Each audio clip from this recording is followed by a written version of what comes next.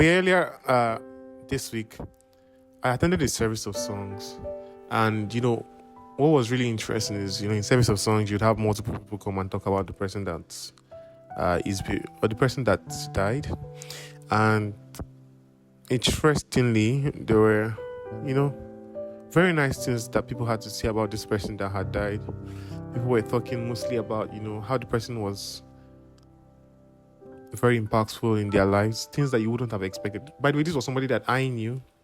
The person that died was somebody that I knew, and maybe I didn't really communicate with him as much, right? Because in a church, a lot of people, and he's not somebody I directly worked with or directly fellowshipped with.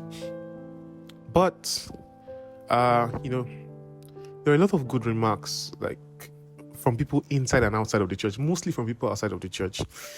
And what was very profound for me was how one person, right, can be like a remarkable agent of change, such that like there's a ripple effect. People are like, oh, I started coming to church because of this guy. And when I was in school, when I had to go to school and I had nowhere to stay, this man took me in his family. Or giving remarks of how gentle he was with his wife, and how people were trying to emulate that kind of attribute. He always all of this combined together just made me ask myself, like, wow. When I hear things like, the first thing that comes to mind is, can somebody say that about you? Right? Are you somebody that has lived a life so remarkable that people can't keep shut about it? They are always talking about it, right? So that was one thing that really struck me this past week. By the way, welcome to my weekly journal. This is episode 37, and there are a couple more actually. So yeah, thank you for joining. But yeah, this was the thoughts that just really rang in my heart this week, right? And it's also incredible how the church as well, apart from the individuals in the church is also an agent of change in this regard, such that there are people that would come and give a lot of testimonies of how the church has been instrumental in their life's journey, right? And yeah, can questions for myself during the course of this week was, can I build an institution where this is prevalent, or can I even be an institution or person of relevance in that light? Right.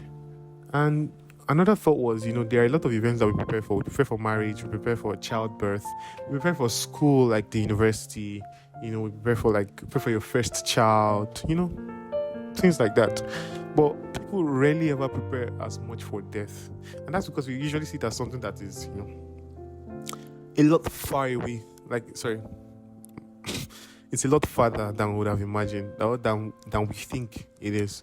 I mean, hopefully it is, right? But you don't get to define that construct.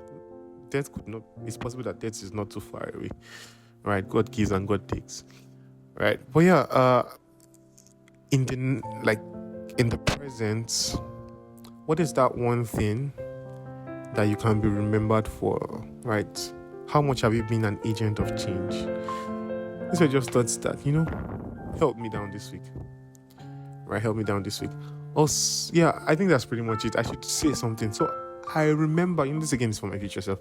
So I've been ruminating on a scripture throughout this week and last week. I think it's the 2 Timothy chapter 2, verse 19, where it says, nevertheless, the foundation of the Lord stands sure, having these seals. The Lord knows those who are his, and let everyone who calls upon the name of the Lord depart from iniquity. Yeah, I don't know why that has been in my mind, but I'm saying it again just so I can, reconfirm that it is something that I have deposited inside of me. Hopefully I never forget it. All right, I'll see you. Thank you so much for listening. Bye.